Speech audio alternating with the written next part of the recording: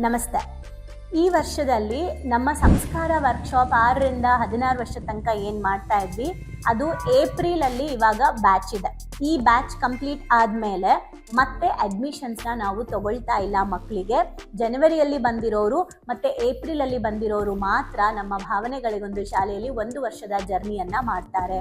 ಅಂದರೆ ಗಾಂಧಾರಿ ವಿದ್ಯೆನ 6ರಿಂದ 12 ವರ್ಷದ ಮಕ್ಕಳು, ಗಾಂಧಾರಿ ವಿದ್ಯೆ ಮತ್ತು ಏಕಲವ್ಯ ವಿದ್ಯೆನ 13ರಿಂದ 16 ವರ್ಷದ ಮಕ್ಕಳು ಕಲ್ತ್ಕೊಳ್ತಾರೆ.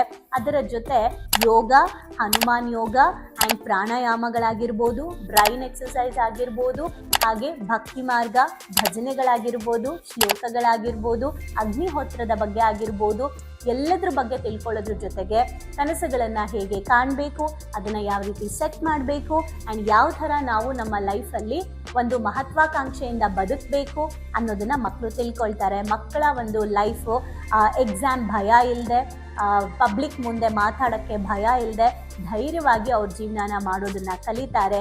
ಇಂಟ್ಯೂಷನ್, ಜೀವನದಲ್ಲಿ ನಿರ್ಧಾರಗಳನ್ನು ತಗೊಳ್ಳೋದನ್ನು ಕಲಿತಾರೆ. ಹಾಗೆ ಇದೆಲ್ಲವನ್ನು ನಮ್ಮ ಒಂದು ಸಂಸ್ಕಾರ ವರ್ಕ್ಶಾಪಲ್ಲಿ ನಾವು ಕೊಡ್ತಾ ಇದ್ದೀವಿ. ಆ್ಯಂಡ್ ಸಂಸ್ಕಾರ ಅಂದರೆ ಹೊರಗಡೆ ಇರುವಂತಹ ನಮ್ಮ ಬಟ್ಟೆಯನ್ನು ಬದಲಾಯಿಸೋದಲ್ಲ, ನಮ್ಮ ಭಾವನೆಗಳನ್ನು ಬದಲಾಯಿಸೋದೇ ನಿಜವಾದ ಸಂಸ್ಕಾರ.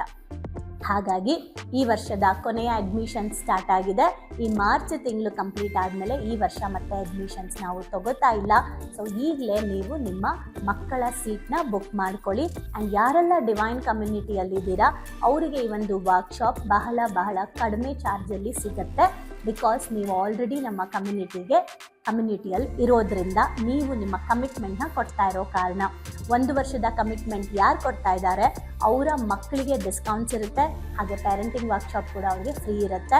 ಆಗಲೇ ನಾನು ಒಂದು ಹೇಳಲೇಬೇಕು, ಯಾರೆಲ್ಲ ಸಂಸ್ಕಾರ ಮಕ್ಕಳನ್ನ ಅಟೆಂಡ್ ಮಾಡಿಸ್ತಾ ಇದ್ದೀರಾ ಆ ಎಲ್ಲ ಪೇರೆಂಟ್ಸು ನಮ್ಮ ಪೇರೆಂಟಿಂಗ್ ವರ್ಕ್ಶಾಪ್ನ ಕಂಪಲ್ಸರಿ ಅಟೆಂಡ್ ಮಾಡಲೇಬೇಕು.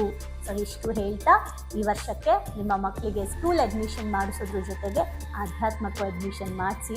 ಬಿಕಾಸ್ ಆಧ್ಯಾತ್ಮದ ಬುನಾದಿಯೊಂದಿಗೆ ಅವ್ರು ಏನನ್ನೇ ಸಂಪಾದಿಸಿದ್ರು ಕೂಡ ಅದು ಪರ್ಫೆಕ್ಟ್ ಆಗಿರುತ್ತೆ, ಹೆಲ್ದಿ ಆಗಿರುತ್ತೆ, ಧರ್ಮದಿಂದ ಇರುತ್ತೆ. Thank you.